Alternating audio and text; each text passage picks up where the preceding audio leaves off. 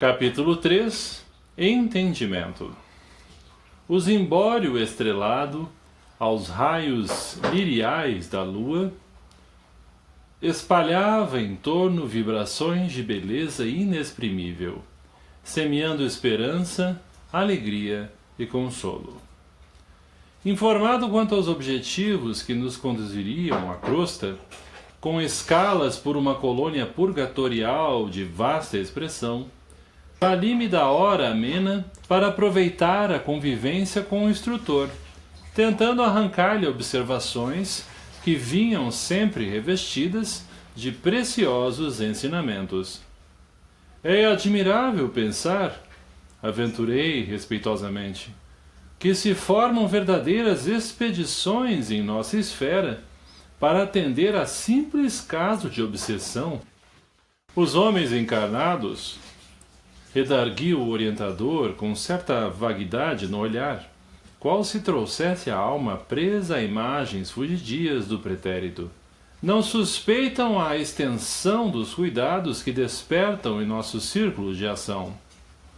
Somos todos, eles e nós, corações imantados uns aos outros, na forja de benditas experiências. No romance evolutivo e redentor da humanidade, cada espírito possui capítulo especial. Ternos e ríspidos laços de amor e ódio, simpatia e repulsão, acorrentam-nos reciprocamente. As almas corporificadas na crosta guardam-se em passageiro sono, com esquecimento temporário quanto às atividades pregressas. Banham-se no estige dos antigos, cujas águas lhes facultam, durante certo tempo, valiosa segurança para retorno a oportunidades de elevação. Todavia, enquanto se mergulham em ouvido benéfico, demoramo-nos, por nossa vez, em abençoada vigília. Os perigos que nos ameaçam os entes amados, de agora ou de épocas que o tempo consumiu, desde muito, não nos deixam impassíveis. Os homens não se acham sozinhos na estreita senda de provas salutares em que se confinam. A responsabilidade pelo aperfeiçoamento do mundo compete-nos a todos. Esclarecido, com respeito à jovem senhora que nos cabia socorrer, aduzi reverente. A enferma, a cuja assistência fomos admitidos, está, por exemplo, em vosso passado espiritual? Sim, confirmou Gúbio, humilde. Mas não fui designado para servir ao caso de Margarida, a doente que nos compele à breve expedição do momento, apenas porque houvesse sido minha filha em eras recuadas. Em cada problema de socorro é imprescindível considerar as várias partes em jogo. Em virtude do enigma de obsessão que nos propomos resolver, somos constrangidos a buscar todas as personalidades que compõem o quadro de serviço. Perseguidores e perseguidos entrelaçam-se, em cada processo de auxílio, em grande expressão numérica. Cada espírito é um elo importante em extensa região da corrente humana. Quanto mais crescemos em conhecimentos e aptidões, amor e autoridade, maior é o âmbito de nossas ligações na esfera geral. Almas existem que se veem sob o interesse de milhões de outras almas. Enquanto os movimentos da vida se estendem, harmoniosos, sobre os ascendentes do bem, as dificuldades não chegam a surgir. Contudo, quando a perturbação se estabelece, não é fácil desfazer obstáculos, porque em tais circunstâncias é indispensável procedamos com absoluta imparcialidade, dando a cada um quanto lhe caiba. O homem terrestre, mormente nos dias tormentosos, costuma ver somente o seu lado, mas, acima da justiça comum, propriamente considerada, outros tribunais mais altos funcionam. Em razão disso, todos os casos de desarmonia espiritual na Terra movem aqui extensa rede de servidores que passam a tratá-lo sem inclinações pessoais, em bases do amor que Jesus exemplificou, e, Nessas ocasiões, preparamo-nos a satisfazer todos os imperativos de trabalho salvacionista que a tarefa nos imponha ou proporcione, dentro das atividades que lhe são conexas. A essa altura da instrutiva conversação, chegamos a gracioso templo. Nesse doce recanto consagrado à materialização de entidades sublimes, a luz suave da noite calma, como que se fazia mais bela. As vibrações constantes das preces, aí emitidas por vários séculos, tinham criado em torno da edificação prodigioso clima de encantamento. Melodia celeste derramava-se à surdina, e as flores delicadas do átrio pareciam corresponder aos sons cristalinos, variando no brilho e na cor, quase que imperceptivelmente. Eu trazia o coração opresso, como se a felicidade das últimas horas, em que ouvira tão confortadoras e tão graves reflexões atinentes à extensão do mundo e da vida, me aproximasse à insignificância pessoal da grandeza divina, e lágrimas tranquilas inundaram-me o rosto. O instrutor tomou-nos à frente e, juntos, penetramos o jardim que circundava o aprazível santuário. Alguns irmãos adiantaram-se acolhedores. Um deles, o instrutor Gama, que se encarregava dos serviços da casa, abraçou-nos e disse com bondade: chegam no momento preciso. Os doadores de fluidos sublimados encontram-se a postos e a outra comissão já veio. Entramos sem detença. Soube de imediato que outro grupo, constituído aliás por duas irmãs, ali se achava com o objetivo de receber instruções de serviço para esferas mais baixas. Cariciosa claridade azul brilhante banhara o largo recinto, adornado de flores níveas, semelhantes aos lírios que conhecemos na terra. Não houve tempo para conversações prévias. Em seguida às saudações ligeiras e cordiais, foi composto o conjunto de oração. Os doadores de energia radiante, médiuns de materialização em nosso plano, se alinhavam não longe, em número de 20.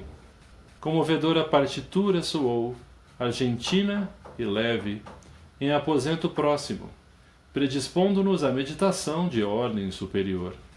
E logo após a prece formosa e espontânea, pronunciada pelo responsável mais altamente categorizado na instituição, eis que a tribuna doméstica se ilumina. Esbranquiçada a nuvem de substância leitosa e brilhante, adensa-se em derredor, e pouco a pouco, desse bloco de neve translúcida, emerge a figura viva e respeitável de veneranda mulher. Indizível serenidade caracteriza-lhe o olhar simpático e o porte de Madonna antiga, repentinamente trazida à nossa frente. Cumprimenta-nos com um gesto de bênção, como que nos endereçando a todos os raios da luz esmeraldina que, em forma de auréola, lhe exornam a cabeça. As duas moças que formavam a comissão de serviços, estranha à nossa, avançaram com lágrimas discretas e rojaram-se genuflexas. Mãe querida, clamou uma delas com tal inflexão de voz que nos cortava as fibras mais íntimas.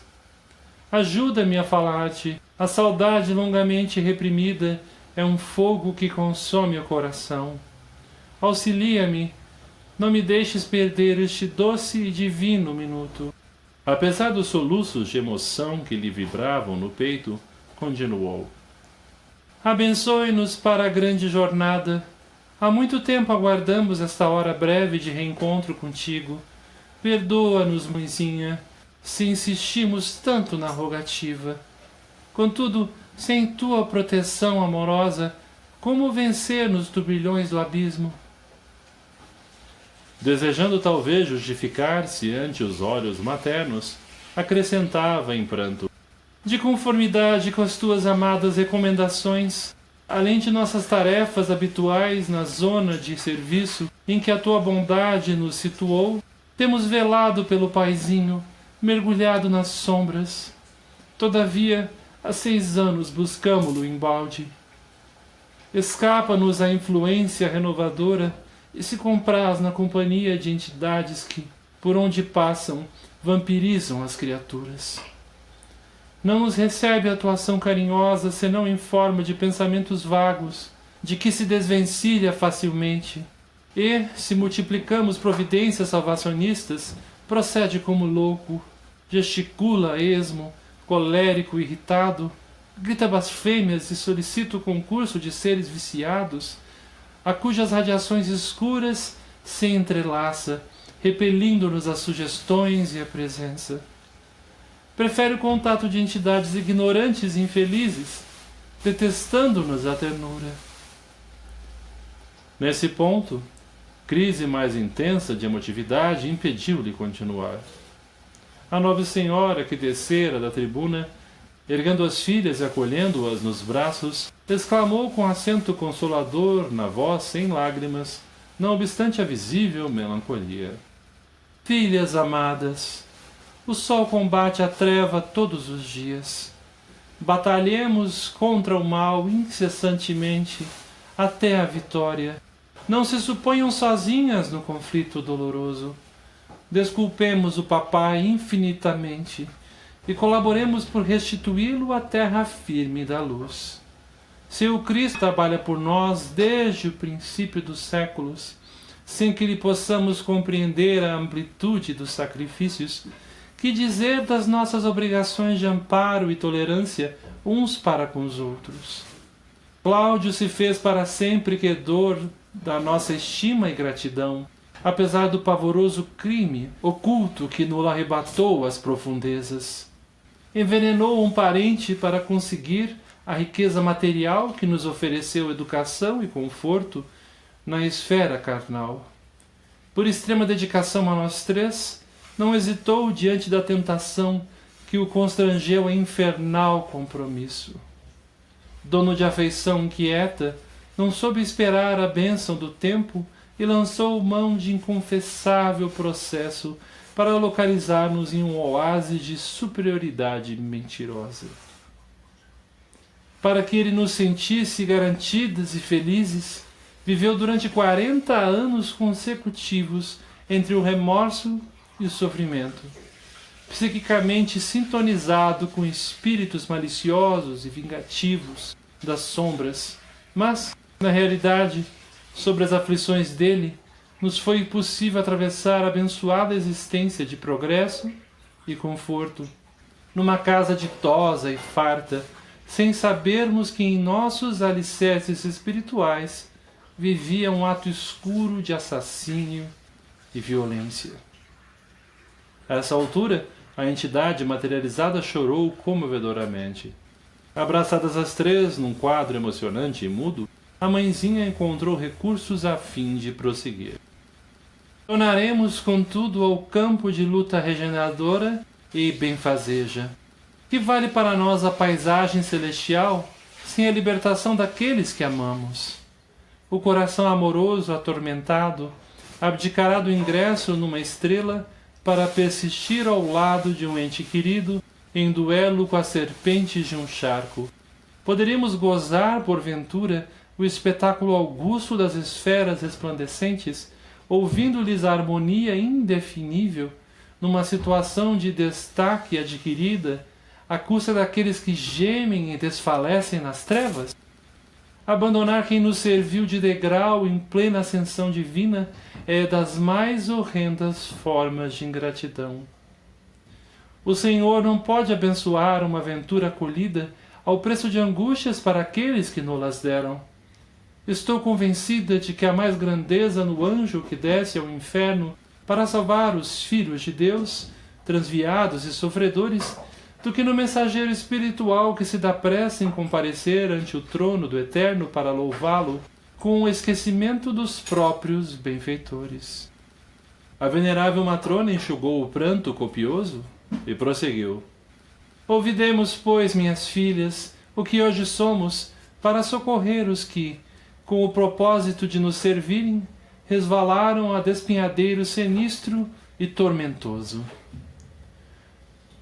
Saudemos nossas dívidas secretas com abnegação e devotamento.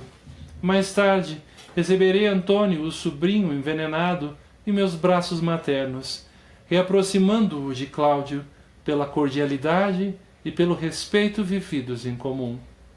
Ensinar-lhe-ei com alegre ternura a pronunciar o nome de Deus e a desfazer as pesadas nuvens de revolta que lhe empanam a vida íntima. A fim de incliná-lo à compreensão e à piedade, com mais eficiência, comprometi-me a acolher também no tabernáculo materno as 6 criaturas desviadas do bem, às quais se apegou desvairado nas regiões inferiores, em face da culpa de quem nos foi desvelado amigo. Meu afeto reinará dificilmente num lar repleto de corações menos afins com o meu, onde Jesus me ensinará a soletrar, venturosa, a doce lição do sacrifício silencioso. Muitas vezes lidarei com a discórdia e a tentação, todavia não podemos acreditar em felicidades de improviso. Conquistaremos em cooperação abençoada aquela paz que Cláudio sonhou para nós e que ele próprio não desfrutou. Para que eu parta, porém, no rumo da reencarnação, é necessário que o papai renasça primeiro. Sem esse marco inicial, não posso atacar o nosso processo redentor em nova fase.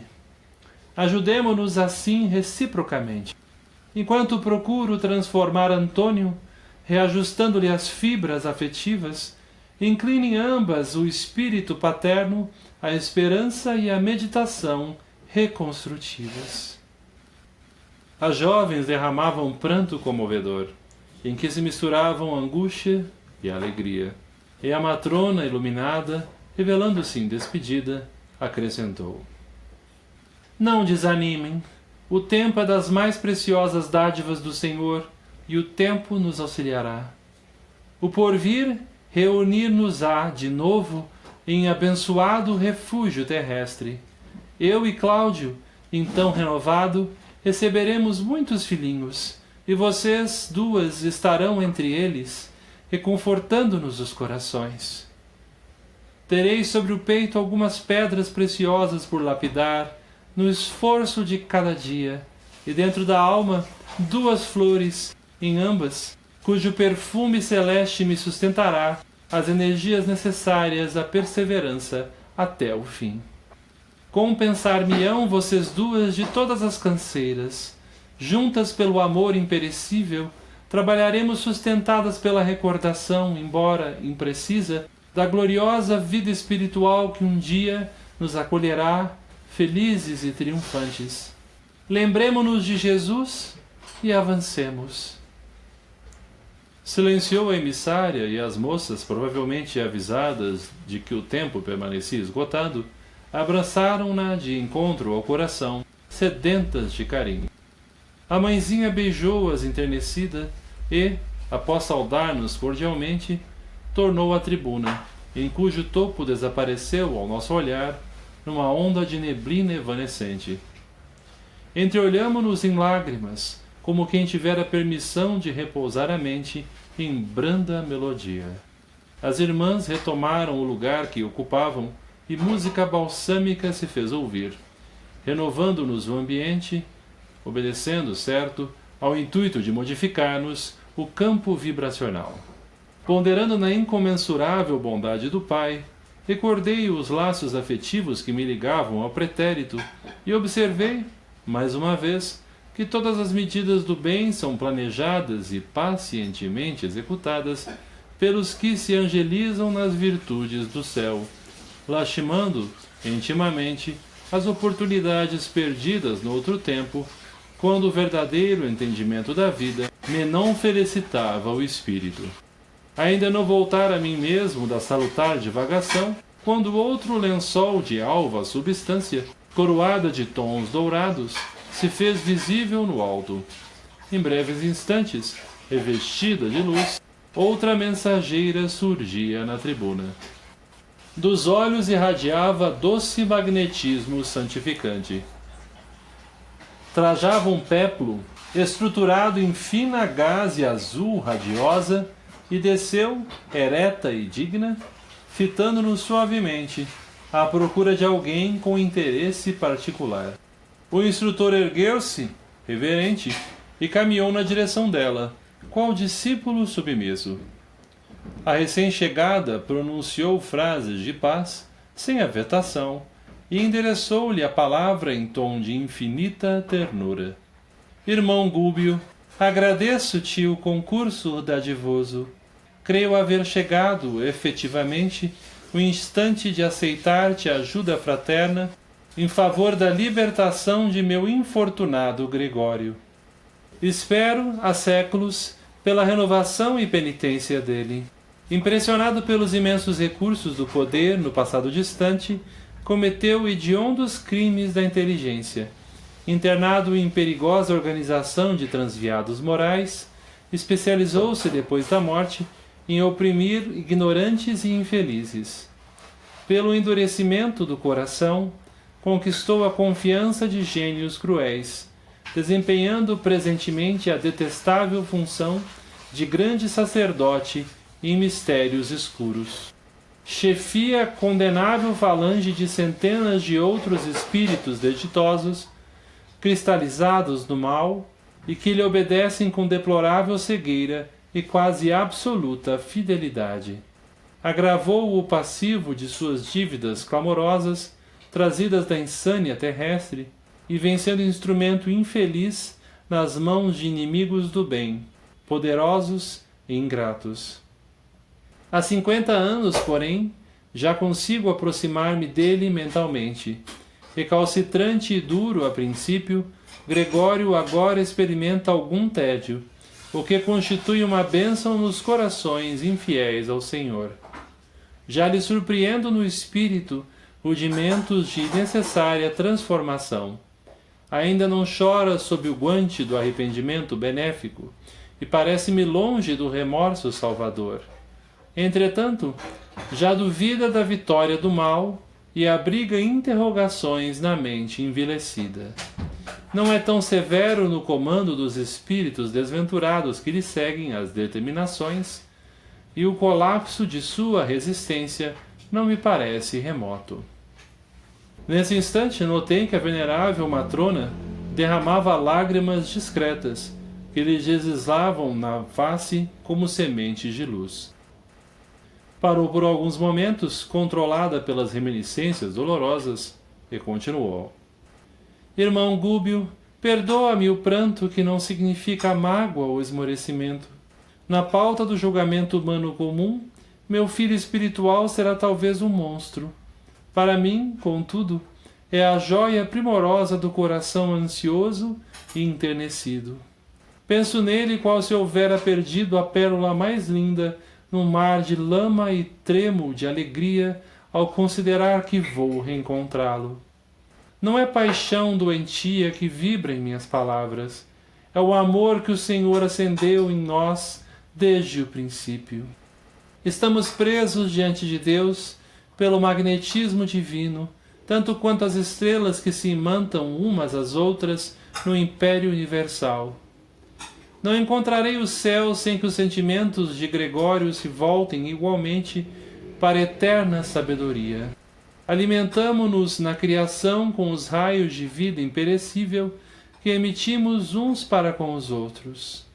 Como surpreender a perfeita aventura se recebo do Filho amado tão somente raios de forças em desvario?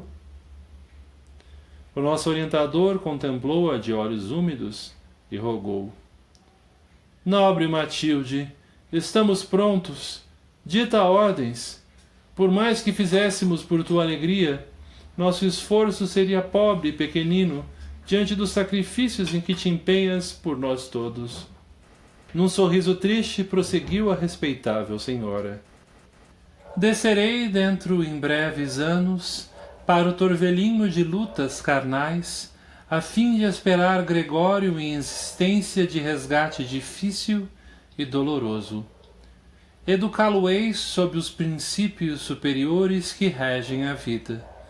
Crescerá sob minha inspiração imediata e receberá a prova perigosa e aflitiva da riqueza material.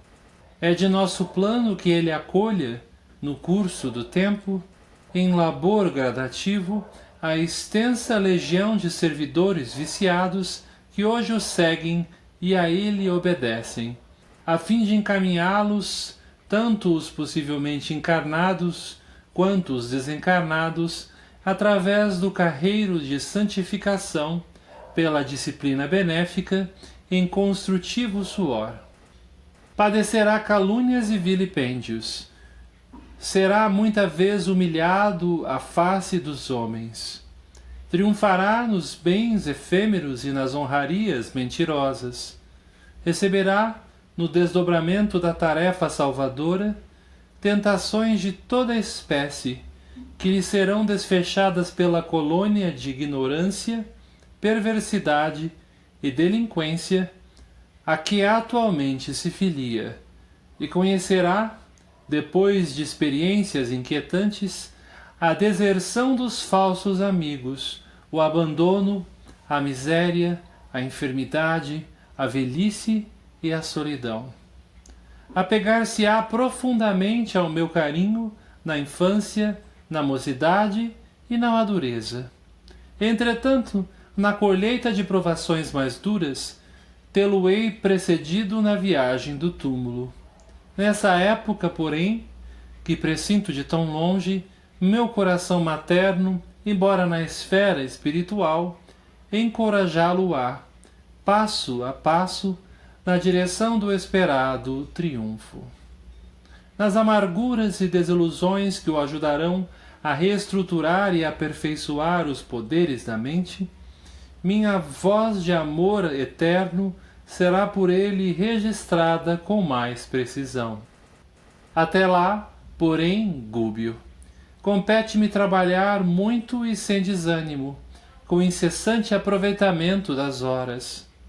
Moverei as cordas da intercessão sublime, mobilizarei meus amigos, rogarei a Jesus fortaleza e serenidade.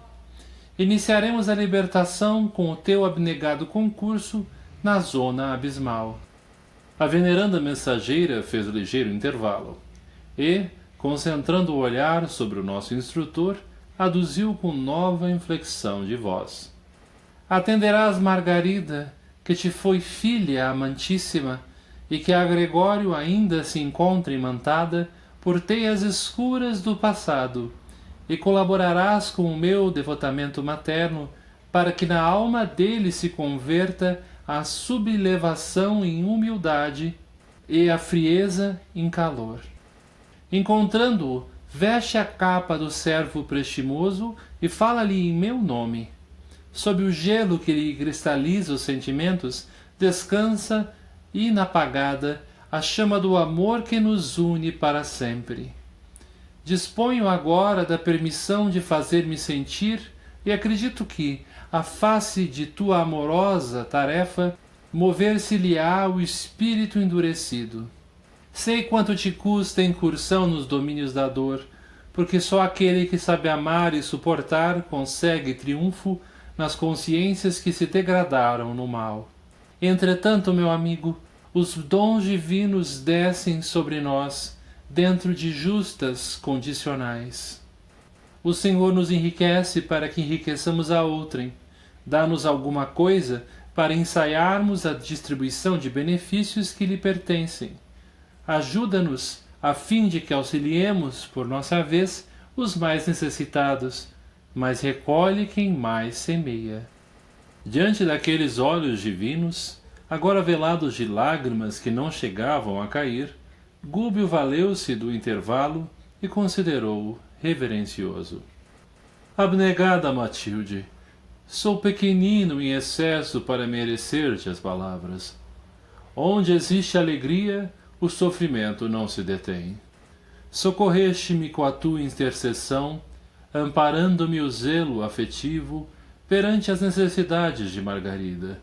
Um coração paternal é sempre venturoso, humilhando-se pelos filhos que ama. Sou simplesmente teu devedor, e se Gregório me flagelasse nos círculos em que domina, semelhante aflição se converteria igualmente em júbilo dentro de mim. De qualquer modo, ele me recordará tua bondade e teu devotamento, apoiando-me os propósitos de descer para servir.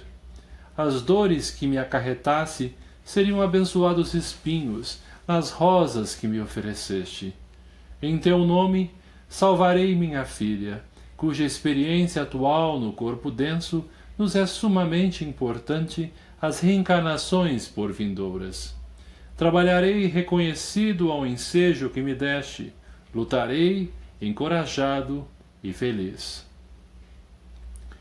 Mostrando intenso júbilo e grande esperança na expressão fisionômica, a senhora agradeceu com palavras generosas e concluiu: ao terminares a fase essencial de tua missão, nos dias próximos, sobre o que serei notificada por nossos mensageiros, irei ao teu encontro nos campos de saída.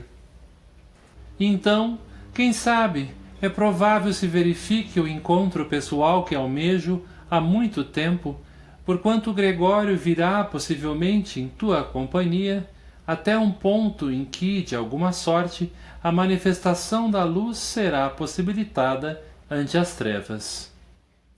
Nota do autor espiritual. A expressão campo de saída define lugares limite entre as esferas inferiores e superiores. A emissária acentuou a expressão brilhante do rosto, exteriorizando a doce expectativa que lhe povoava a alma, e considerou: a hora é chegada. O Senhor estará conosco. Há tempo de plantar e tempo de colher. Gregório e eu semearemos de novo. Seremos mãe e filho outra vez. Detendo-se particularmente sobre o nosso instrutor, falou estática: possam minhas lágrimas de alegria orvalhar-te o espírito laborioso.